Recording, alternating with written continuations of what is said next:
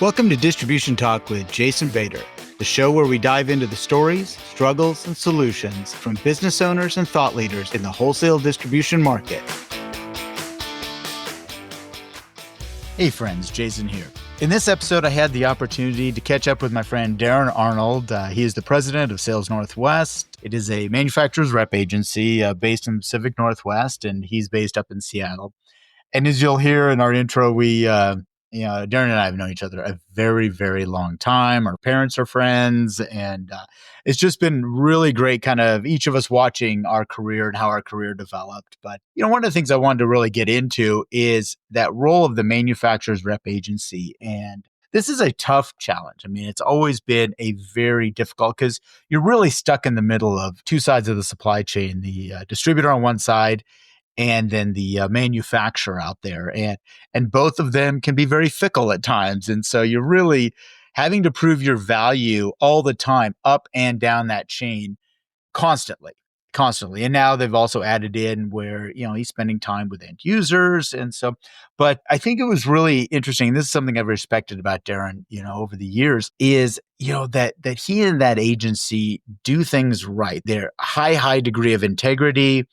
They know the little things that they need to do to stay relevant, in the supply chain. So again, I've watched him work over the years after taking over for his father, and just again, really been a very positive influence, in that manufacturer's rep community, especially in the Pacific Northwest, where his friends are, but also on the national stage. And I know he plays it down a little bit, but he and his agency are very well respected around the country with a lot of different regions as well. So anyway, I loved catching up with Darin. It had been too long, but really hope you all enjoy this episode. This episode is brought to you by my friends at Moblico. Your customers and employees spend 30% of their waking day on their mobile devices. From custom mobile apps to robust mobile messaging solutions, Moblico provides the most comprehensive end-to-end mobile communication and outbound marketing solution to the wholesale distribution industry. In a recent conversation with someone using their beacon technology, she described sending an instant request for a Google review after someone visited the showroom.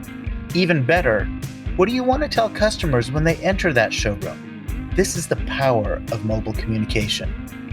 If you've been curious about how mobile technology can help your company or are looking to upgrade your current solution, check out what Moblico has to offer at www.moblicosolutions.com. That's MOBLICO solutions.com. And be sure to let them know you heard about them on the Distribution Talk podcast.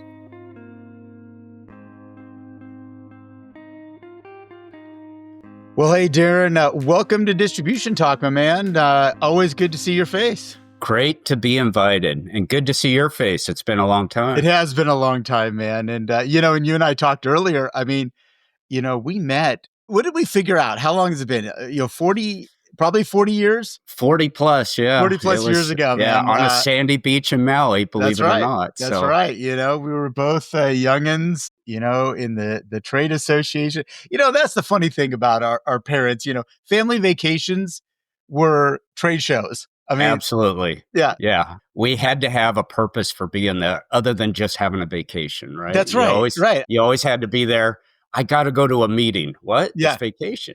Right. I don't think our fathers knew what that was. I mean, I really don't. Those two knuckleheads, I swear. And I think it's really great that they're still friends today. I mean, that they are still close friends today. I believe they are Thelma and Louise, and they're going to ride their motorcycles to the last day together. I think they are the best that way. It's such a great story. It is absolutely. Well, speaking of that, can you give us a little background? Once you were off the sandy beaches of Maui, how did you get involved with this business? Yeah, well, I'm not going to say it was my intention, but we definitely made it here, and we're still around. But I graduated from Washington State University, and I took the job that I always thought would be great, working for the big corporation.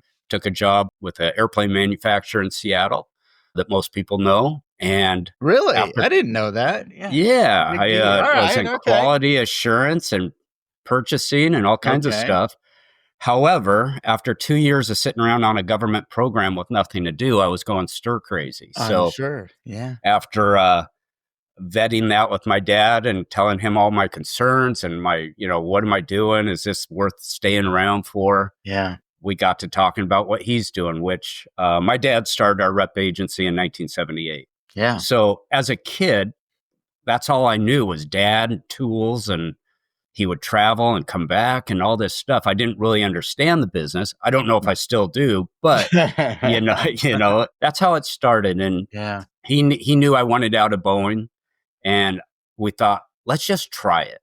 There's no commitment. You're not stuck doing this. Let's try it. Yeah. So 35 years later, I'm still trying to figure it out. Wow, man. Good for you. It's a long road. I mean, there's a lot with that rep business. I've, shared this on the show, that there are some built-in inherent roadblocks and bumps along the way. I mean, absolutely. I am a vast opponent of the 30-day letter. That drives me crazy. And for those, in the audience who don't know what that is, basically, Darin can get fired in 30 days from most of his manufacturers, that he represents. Every month is a 30-day notice, right? Right. So it's something you live with. If you let it be a cloud over you, it's a distraction. So it's in our business. Yeah, it's a 30-day business, and people often ask, how do they do that? You say, well, because they can. And, but if you love what you do, you don't worry about that. Right. Yeah, I was going to ask, how do you all deal with, this had to be early on. Okay, you're going from a relatively stable income, boring, but stable. Yeah. But you go into this business and it is, it's volatile. Again, if you have a good reputation, you're good, and you've served, the market well, 30 days is debatable. But let's say, when you brought other partners into your organization, other people into your organization, how do you explain that life? Yeah, first you vet it with them. You say, this is the parameters of this business. This is what we live with. And are you okay with that? Or do you think that, is this something that you can overcome the idea that we could be out of business in 30 days? And you're really hunting for an answer. There's a right answer there. It's like, this guy's like, I'm not worried about that. I just want to go do X, Y, Z. And if he can do that, if that's his attitude, the 30-day thing's going to happen out of our control. Right. And I think one of the great things my dad taught me, because I used to worry to death about it. I would worry, I would too, man. I would absolutely worry about that. Oh, I would worry about it. And it was too much, right? Right. And my dad said, we can't worry about the things we can't control. Right. Just do what we can. And it was such a great moment to realize that, go do what you like to do, and the rest of it doesn't matter. It will go the right way if it's supposed to. Sure. Yeah. Control the controllable, man. I don't know. I think the older I get, the more I share that expression with people. My kids, my spouse, but also, I do spend a lot of time with younger people in these organizations, and in the industry. And invariably, they're going to run across one of these situations, they cannot control. Can you control your boss? That's the big one, Right. No, you cannot control your boss. But you can control how you behave around your boss and how you let that affect you. But no, that's a great expression. Yeah, ultimately, that's what it's about. Just, you got to take your mind away from that, and you got to just focus on what I control, what I can do, what I can be better at, and sometimes, guess what? It happens. Yeah. It just happens. And you can't burden yourself with it. You got to just move forward. You get the Dear Darin letter, and then you just like, that's happened a few times. Yeah. It happens. Well, and you never know. It could be a blessing in disguise. It usually is. It usually works out. And I think that's one of the things, experiences over the course of my career, that you go, things happen, and we'll probably talk more about this, but, a manufacturer's rep, anything can happen. Your customer can be sold that you have the best relationship with. Yeah. Your manufacturer that represents a large portion of your income, he could be sold, or they could be sold. Yes. What happens then? Those are out of your control. What do you do in those situations? So 35 years of bumps and bruises, and I'm finally believing that if you do a good job, it'll be fine. It'll work out. Yeah, things will Yeah. work out. Yeah. Yep. No, I don't disagree with that at all. So, speaking of that, the relationships with manufacturers, Mm. about how many lines do you manage right now? About 14 manufacturers Okay. and there's probably within those 14 manufacturers, 20 brands or 18 to 20 brands Yeah. that you're promoting or marketing for a manufacturer. And primarily, what vertical are you spending most time in? Primarily the staff to construction supply channel. Gotcha. We obviously dip out a little bit into rental or electrical wholesalers, but really where we play best is in that staff to vertical or construction supply vertical. Gotcha. Well, obviously, that's one I grew up in, so I know a lot about that one. But I actually have been learning quite a bit about the other verticals as well. And I think they are interesting.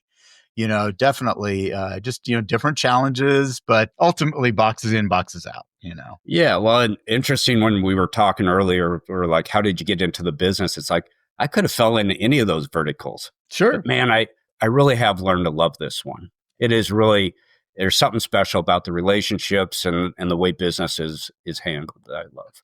So, all right, to put you on the spot, what is great about it? What do you like the most about this business versus electrical, maybe industrial, or, mechanical, for example? Mm-hmm. I love that this vertical allows me to go out and put my hands and my toes toe to toe with the customer. We get to talk with the ultimate user of our product. And in this particular industry, you get to travel with your distributor partner or a manufacturer partner. But the relationships in this segment seem to be really easy to develop if you put the effort into it. And I have end users now that I've known for 30 years. Yeah. That I met on a job site when they built Safeco Field, for example, or whatever. And I just love that we get to go back to see those people. It's my favorite part of my day when I get to go see my customer, the ultimate end user. Yeah. And I think they're very accessible through this vertical.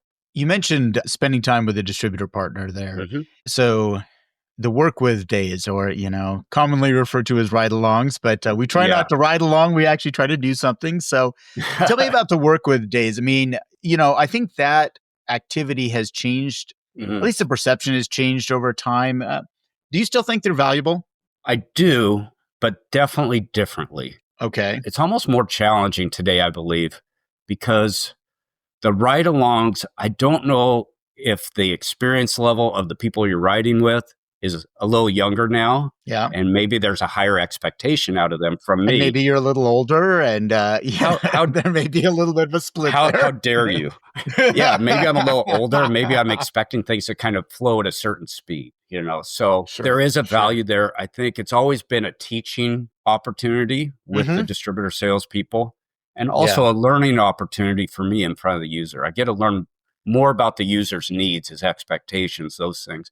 And trying to tie that all together now seems harder. Trying to get the distributor to be involved because I think their book of business is so broad. Yes. For them to slow down and focus on my product for a day is difficult. We used to ride along for all day. You go 8, 10 sales calls. Yeah. Today, it's you go out and you make 2 or 3 quick hits, very focused, and then you move on. Yeah. So I see that being the differences. Yeah, there's a big change there. Absolutely. It was an all-day event that you worked together. And, and let's say, some of these salespeople would try to bilk you out of your expense account and things like that as much as they could. But no, it was a really good time, though, to develop a relationship with that salesperson, a distributor salesperson as well. Today, I think that's a little harder in that short format that you just described. Yeah. And the other thing is, I think the expectation from the distributor has changed on what we as the rep offer in that joint ride along. You're not just the product expert or the, expediter of an order or whatever. Today, you might be, or I may be, or my guys might be the person that has the relationship with the end user that we're trying to bring the distributor to the table. That's true. That is a complete 180 how it used to be. And I love that. I don't know what the right term would be. I love that control that we as a rep can have in that situation. Yeah. Where we're able to, that's the value we can bring, our relationship with an end user. And can we shift a business from one point to another point with our relationship? Yeah, I think that definitely improves that value proposition for sure. That's a big one. But I think also you had alluded to this earlier about coaching, and sharing and teaching. Yeah. And I think that's something that, I think is probably one of the greatest value propositions, when a maybe less experienced distributor rep spends time with somebody, that has been around for a little bit. Yeah. We have a lot of that. And I'll say I'm based in the Seattle area. Yeah. We have a lot of that in the Seattle area, a lot of youth that's out there on the streets in the distribution sales. And so it's constantly teaching, it's like, and maybe it's taking them on a job site and walking a job site with them and say, here's your opportunities. Are you seeing these things as opportunities? And that is a big role today for us guys that have been around a little while. And honestly, the distributor, upper management, distributor, they're counting on us to do that. For to sure. help them. Again, part of that value proposition. How can we be of value to that distributor, to that customer, to that user, et cetera? Yeah. I mean, I think obviously that the value proposition, when you look at a manufacturer, I mean, it's relatively easy to articulate, what you all do and what you provide, the access to distributor, the understanding of the market, et cetera, et cetera. And actually now to the end user. Mm-hmm. But then the value proposition sometimes to that distributor is muddy. And I think that feels like the area that you have to spend most time reminding people of. Yeah, and there's good things happen and bad things happen with manufacturers reps, I believe, with certain distributors. And you might get stereotyped as this or that, and you're constantly trying to evolve and change your image with these distributors, or what value do they bring? And so I find it very helpful to get involved with distribution groups. Oh, yeah. Like a Sphere One or somebody like that, where we can go, hey, we want to show you the value we bring. Maybe you don't see us on a regular basis because we're not aligned maybe on the right product lines, let's say. But let us share with you our best practices and how we can develop a trust network together. And I think that is one of the things I think most challenging right now, but also something necessary, absolutely necessary to expand that trust value with the users or distributors. Yeah, absolutely. No, I think you're absolutely right on with that. I've often believed that if you really focus on building that trust and relationship, you ultimately kind of create loyalty points. That if something happens, you're not going to love that term. I love that. I'm going to steal that. Yeah, loyalty there you go. Take the points. loyalty points, man. Because seriously, it's the more little things that you do together and the more develop that relationship. I really believe that if some knucklehead comes in and has, some product that's 5 cents cheaper, per unit, that you're not going to get kicked out for it, that the loyalty points kick in and shore up that delta between the two of them. Yeah, and sometimes that has to be proven, right? You just got to prove yourself.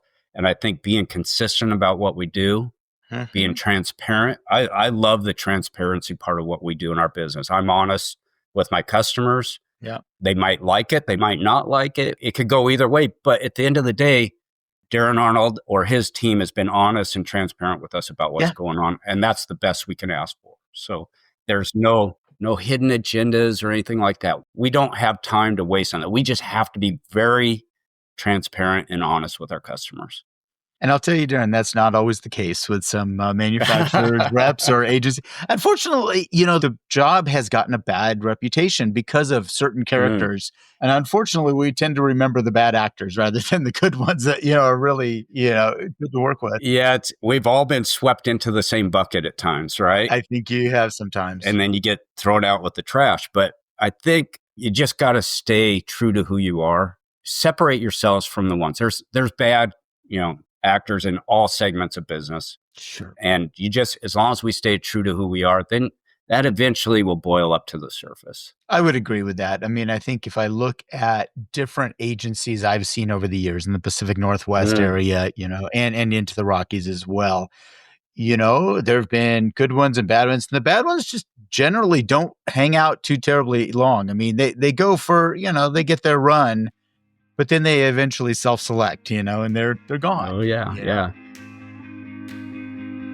This episode of Distribution Talk is sponsored by InSQL Distribution Software. InSQL is a fully functional distribution-based software package, and these folks do it very well at a price point many smaller distributors can afford. Another thing I like about this company is they do it all in-house. They take on these applications and build them into the platform using state-of-the-art Microsoft technology. No third-party bolt-ons for them. This is important because when you need technical assistance, they are the single point of contact. If you're ready to step up to a fully loaded, scalable distribution package at an affordable price, look no further than InSQL Distribution Software at www.insql.com. That's INXSQL.com.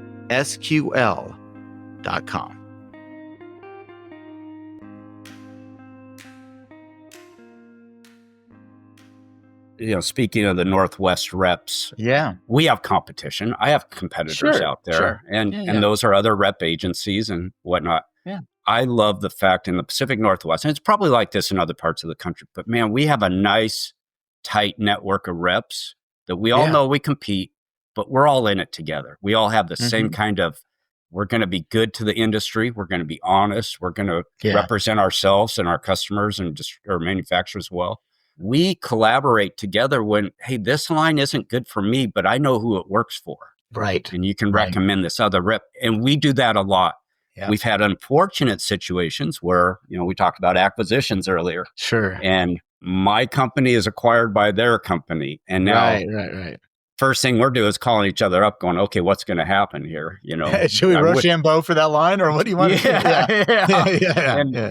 And it's a tough situation. I hate being in, it's probably the most uncomfortable situation in business I've been in, is being in that situation where you have to be up against your friend. Yeah. Who you know is a good guy and he deserves it as much as you deserve it. And why are we here? But it happens. Yeah. And we have some really good reps in our market. We share best practices and we share relationship information. So all the way to a personal level. So it's great. And I think that's important. I mean, you can bloody your noses, when you go up against each other, but then ultimately wind up being friends at the end of the day, Yeah. We have a good laugh. It's I recall one year sitting at STAFTA and it was the last night or the, farewell dinner or whatever. And everybody is leaving early except for one table. And it was all of us from the Pacific Northwest that knew each other. And we were the reps. And we're like, are we all on the same flight? Because we should break apart if that's the case. Because if you all go down on the same flight, this is going to be bad. Some rep agencies getting real lucky at that point. Exactly. I think it's great to have those relationships as well. Oh, I agree. Speaking of, changes in the market, we've talked about acquisition a little bit kind of in the periphery here, but some of the big challenges you're facing right now, I mean, we're seeing, a lot of consolidation, a lot of larger entities swallowing up perhaps smaller entities in your, in the Pacific Northwest. Mm-hmm. How does that affect you all? What happens when that occurs? Yeah. Every situation's different. It's probably my biggest challenge right now. Just trying to figure out how to understand change in that way. Yeah. Over 5 years ago to 10 years ago, it was the manufacturers that were consolidating, even up to a couple of years ago. Yeah. That part of it we worked through and we overcame and we understood the process. Now we're seeing our distributors kind of consolidate. Maybe there's national companies coming in and you're seeing this change. And our relationship has been with this local ownership, local management, and things like that. And if we needed something done, those are the people we went to. Now those people, I have to look at their situation and really understand it. They now have a new boss to answer to, and they have to be careful what they're committing to. Our job is to figure out how to get to that new ownership level. Mm-hmm. And really one of the keys to success is relying on our manufacturers to bridge that relationship across, maybe it's geographical lines or corporate lines or whatever. Mm-hmm. The manufacturers really need to be involved with that bonding of those relationships across, acquisitions. Yeah. So I find myself a part of several manufacturer committees, mm-hmm. rep liaison committees, yep. which I find huge value in. It's really important to be able to be a voice to say, here's our concern. This is what we need the manufacturer to participate with. Mm-hmm. And we really need you to promote us as the regional supporting of your business. Right. So it's a whole new thing. I don't think I have it all figured out yet. It's very dynamically changing. And I wish I had a great answer to it, sure. but it's a concern. Yeah. And we're all ears trying to figure it out. A thought occurred to me. is that, yes, working with the manufacturers, of course, because theoretically, hopefully they would have relationships with this larger acquiring entity or this other regional player. But where I think also another area you might kind of take a look at is, I know you're involved with the groups, the marketing groups, the buying groups, Yeah. one, or could be AD, could be Evergreen, could be Jennifer's group, Net Plus Alliance. Right. You have relationships in all of these different groups.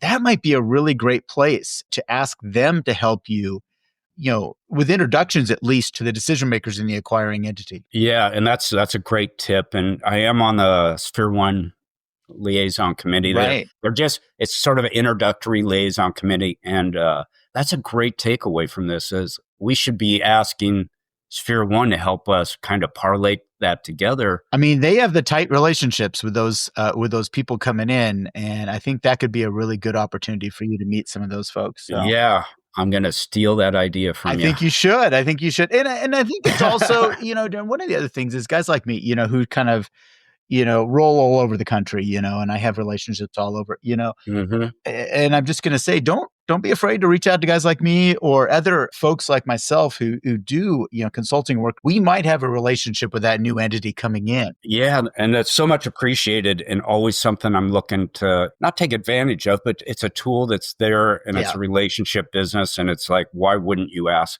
Right. Hey, could you tell me about this company or that guy or whoever? Totally. So, my partner, Jim Swink, and I are not going away anytime soon. We have plans to be here the next 7 years. And this is the type of stuff we see is in our face, imminent. We have to deal with it. Right. The change. Right. And, change is constant, as everybody knows, but this type of change is different. Yeah. And we will utilize every resource we can to come up with how we can be best for our customers and manufacturers in this. So let me ask, okay, so we've got two legs of the stool now. What about, do you see consolidation on the end user side?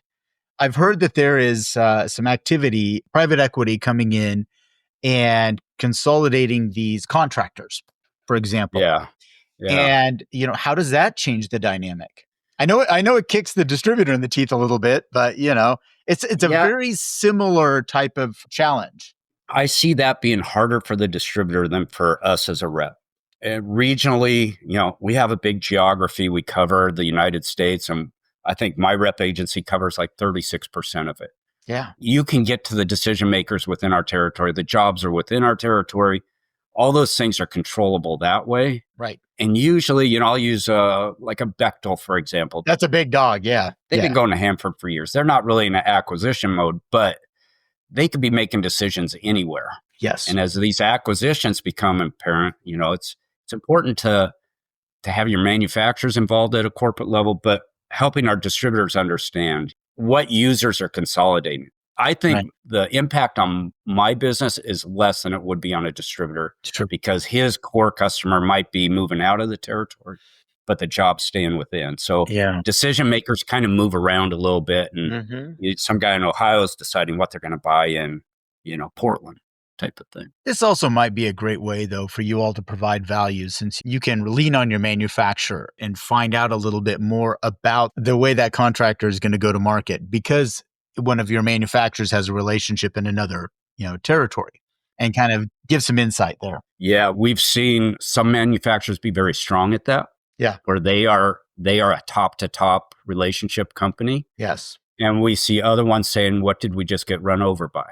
and they don't have a clue. It's like, what happened? We had all this business and it went away in a blink of an eye. So I think you're right. We probably can help coordinate or at least share information. Yeah. And as we learn these things on our level, sharing upstream, not just downstream, it's important. Yeah, absolutely. No, absolutely. No, I think consolidation is one of those really, really tricky situations, that we're seeing. And I know of a couple, pretty good sized ones that have occurred, and I think you shared another one with me earlier in the more nail staple framing, realm there. Right. What happens? Okay. All right. So again, we're not going to keep no names. Nobody's getting thrown out here, but so you've had a relationship with that family for a very, very long time. Right. So what happens after that? How does the relationship change with, people that really, that was the decision maker there? What do you do differently? Yeah. Well, what we do differently is we listen. Yeah. Because there's going to be the people that remain behind with the business outside of ownership, their roles change and their authority changes and what they can do and can't do changes. So we have to listen to that. We have to understand fully you can't go in expecting them to be able to do the same thing anymore. Sure. Because they will have, maybe not immediately, but over a period of time, a year or 2 years, whatever, their responsibilities are going to change and the corporate influence starts to come in. Right. And I use the term, the claws of the corporation start to get a hold of them.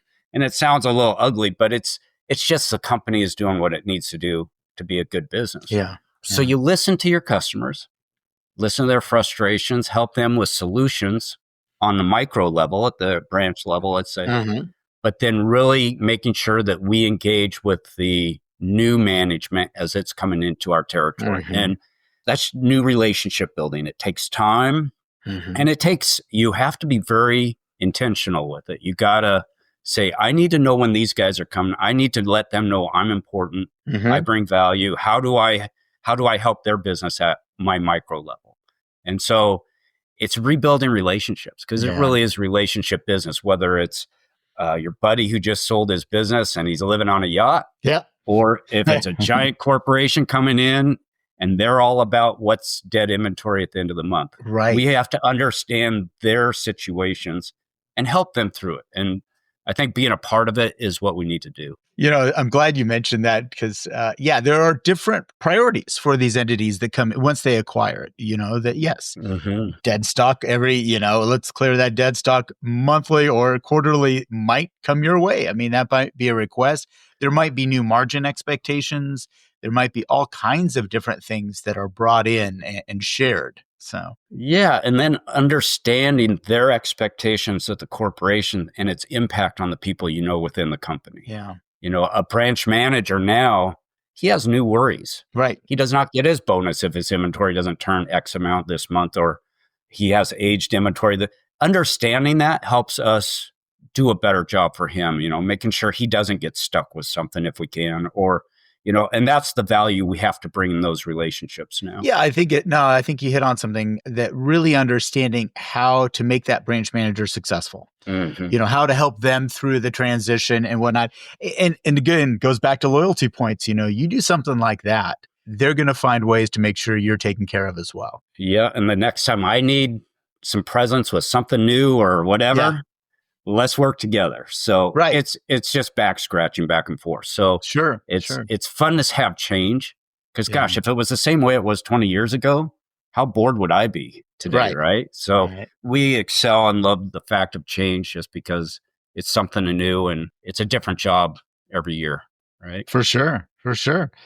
So you alluded to spending time on these committees. Liaison committees with a distributor group. You're on Sphere 1 right now. Is that correct? Correct. Yeah. So again, let me ask you, why did you raise your hand to say, I want to be a part of that? Because I mean, you added some burden. You did. You added a little time burden, but tell me why you got involved, and maybe you've been involved with some other ones as well.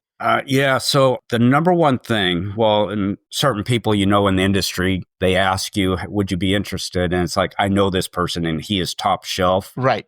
I want to align with that guy because there's so much I learned from him. Right. But I think what it does is it just gives more information for us to be able to use to make better decisions. How do we do a better job supporting this type of distributor? Maybe they're smaller and they don't get as much attention as, another distributor may. How do we do better for them? Right. And I like to learn that because there's nothing more gratifying than a new relationship and watching it start to come together. Sure. So I think when they say who would like to be a part of this and you raise your hand, man, I'm just interested in learning. I'm just interested in knowing, what are other people doing that's good that I can somehow, there's no new ideas. I can steal this idea, but spin it my way. How can I do something better? And ultimately it flows down to our customers and it helps our manufacturers. I think understanding these acquisitions as they come together from the distributor side, it helps me understand other people's information that they get. I think it's just a peek behind the curtain that allows you I see things differently here. I get and you. Again, it's one of those things where you don't always know what you don't know. Right. And so it's like, oh my gosh, I see things so differently now. Yeah. As there's some great mentors of mine out there, and some of them have asked me to be a part of this, and it's sort of an honor too. It's nice to be represented. Totally agree with you. I mean, I think it is an honor, Yeah, when I accepted the ask, to be a part of staff, that was an honor. Yeah. Debatable whether I wanted to do it, but I listened. The guys who asked, I listened to, and I respected it. And they said, "Hey, it'll be one of the best things you ever did." Yeah. And they were right, And I think, listening to those folks that you do respect, and sometimes taking a flyer, it's like, all right, I'll give this a shot and see how it goes. But yeah, well, like you say, there's apprehension sometimes. Right. Do I have the time for it? Right. And sometimes you got to set aside some of that time, and it just makes you a better salesperson or business owner or partner. Yeah. Well, I think, I'll be honest with you, again, this is going back, a little over 20 years now that I was asked to do that. There's a little imposter syndrome going on. That's like, what the hell do I have to contribute to this? It's like, oh yeah, like, dude, I don't know. I've seen you people up on stages, and I think you're pretty smart. And yeah, so. I have a lot of respect for some of my peers in this industry, and to sit in a room with them around a table, sometimes that whole thing, it's like, wait a minute, how did I get here? Totally. Yeah. So, yeah. Oh, it's funny. I mean, it still happens to me today. Some of the more senior and very, very talented speakers and consultants, they'll invite me, hey, do you want to come help me do this gig? And I'm like, really?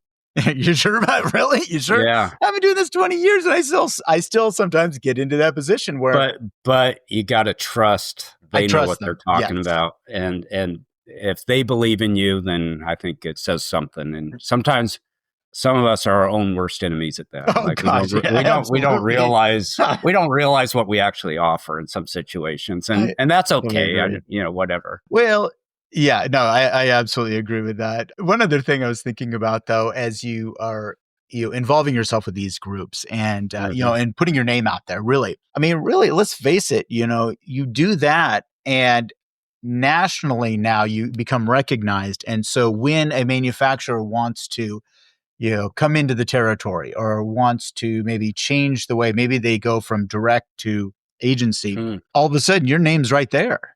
You're probably going to get that first peak. Yeah. Their vetting process changes for sure. How they kind of filter and organize, and which changes how we have to view things too. Right. What do we want to be? You don't just say yes to everything just because they asked, and it was nice.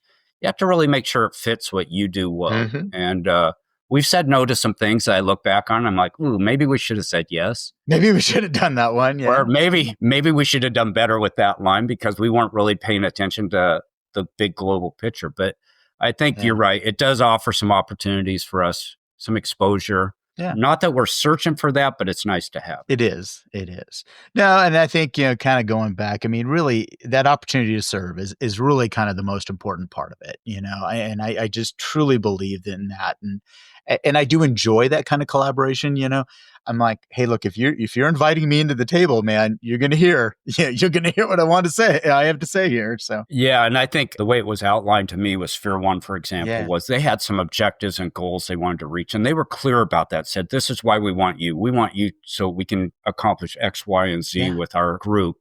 And I love that. They had a purpose, and it wasn't a waste of time. And we could help bring that together. Oh, yeah. I love those guys. I've known Rob forever, and his predecessor, Carol. And if you don't like Rob Moe, then there's something wrong with you for sure. Totally. How do you not like the guy? Yeah. He makes you feel so good about yourself. When you're feeling down, just call him up, and you're going to puff your chest. Yeah. Yeah. We were talking about acquisitions and consolidations and stuff. Yeah. One of the things that's, as we've gone from manufacturer, now you see distributors. There's not too many distributors, independents left out there that haven't been acquired, but there's a few that you know of. I do. And there's also now a trend, which I would have thought never would have happened, where manufacturer reps are now getting consolidated. Oh my goodness, yes. Yes, our friend to the south, man. He is a juggernaut, And I love him. He's a great person, and it's just interesting to see, 30 years ago or 35 years ago when I started with my father,